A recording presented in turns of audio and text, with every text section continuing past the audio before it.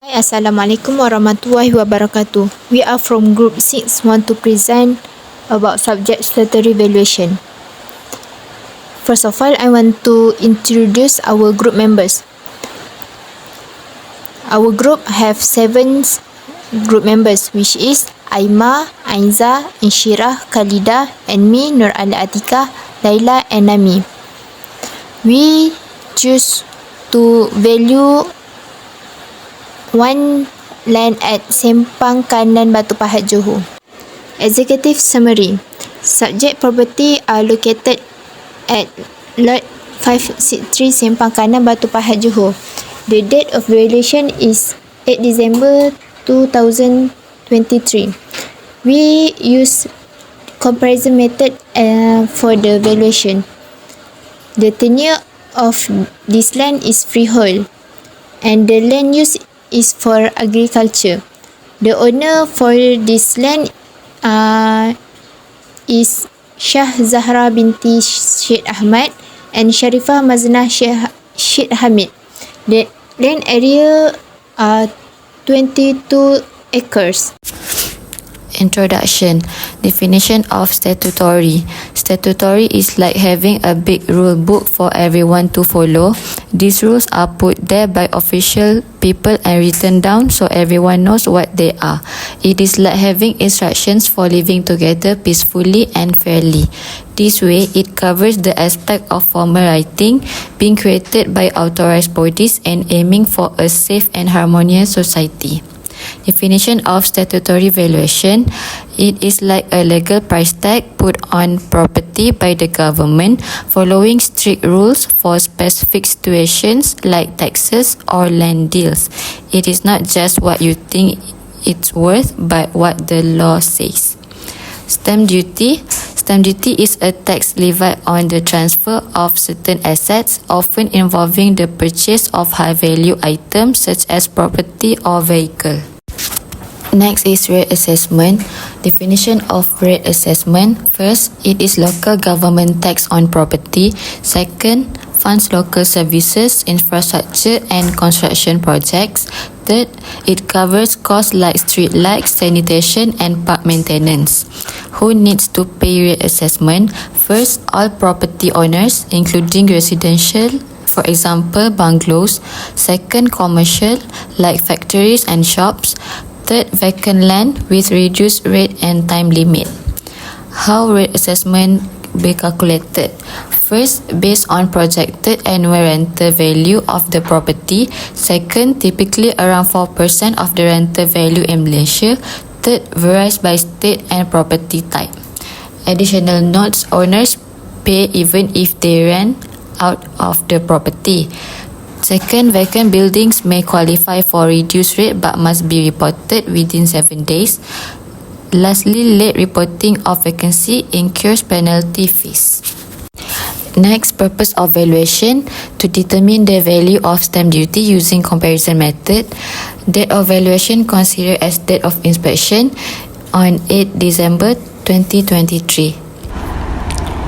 For location and access to property, the subject property is in the entire area of Tanjung Labuh, Simpan Kanan, Batu Pahat, Johor. The area within which the subject property is situated in predominantly agriculture in the character of rubber and coconut tree. There are also have the palm plantage food enterprise near the subject property. There is a terrace housing in the area, 750 meters from this land. Most of them work in palm oil plantation and in the city. This area also have been built as a many single stories terrace house within 750 meter of the land. Simpang Kanan also has interesting place such as Pantai Tanjung Labuh. This beach has beautiful scenery but it's less famous and has many historical relics. For description of property, the property site is a piece of lot and the subject property lot 563 Simpang Kanan Batu Pahat, Johor. For the site, the subject site is an agriculture lot that is rectangular shape and is the entire of Mungkin Simpan Kanan Batu Pahat Johor. For occupation, this land is presently occupied by the owner. For encroachment, we have not been provided with a certificate of survey relating to the land, and we have assumed that the agriculture lands lie within the curtilage of the boundaries and that no encroachment exists by other on the subject property. Repair and maintenance. As of the date of inspection, we note that the property it was in good condition, where there is no long or poor brush on the subject property. For surrounding development, Simpan Kanan Mungkin is a Mungkin located in Batu Pahat district in Johor. For the subject property was in Tanjung Labuk of Mungkin Simpan Kanan. Simpan Kanan is the densest district in Johor. There are several religions, genus and discussed there to be 400 temples in the Batu Pahat area. The temple are one of the interesting places for tourism from other states in Malaysia to visit. The area around the subject property also have several industrial areas such as Parit Raja and Sri Gading. Among the factory from outside investor found in this area are Sony, Fujitsu, Hitachi and Mitsumi. While there are approximately 20 public companies such as Waitai, Sharp Rosie and Hubsan established near the subject property area. In this area, we can see a lot of convenience like academic driving, factory, JNT Simpan Kanan and Buddhist temple, a health clinic, a bank, a police station and a petrol station. From this, we can conclude that Simpan Kanan has provided a wide scope of work to the resident. Here are some service and facilities. First is Namaste Hostel. This is a hostel that provides accommodation for travelers. Second, Petronas. This petrol station is open 24 hours a day. Third, KS Lim Agency. This is an agency that provides a variety of service such as insurance and money transfer. Fourth, Complex Penghulu Mungkin Simpan Kanan. This is a government complex that houses several different offices such as the Penghulu's office and the Lands office. It is open 24 hours on Friday and Sundays and closed on Mondays to Tuesday and Saturday. Lastly, Comfort Old Folks Home Centre. This is a nursing home that provides care for elderly. Next, basis of valuation. First is market value. The estimate amount for which an asset or liability should exchange on the valuation date between willing buyer and seller in an arm's length transaction after proper marketing where the parties had each other acknowledgeably, prudently and without compulsion. Next, future market. The price when both buyer and seller have reasonable knowledge of the asset and are willing and not pressure to trade. Lastly, forced sale value, defined as the amount that may reasonably be received from the said property under for sale condition that not meet all the criteria of a normal market. We will continue with the method of valuation. In this study, we use the comparison method to find the market value for our subject property. Transaction sale is required in this study to make comparison with the subject property.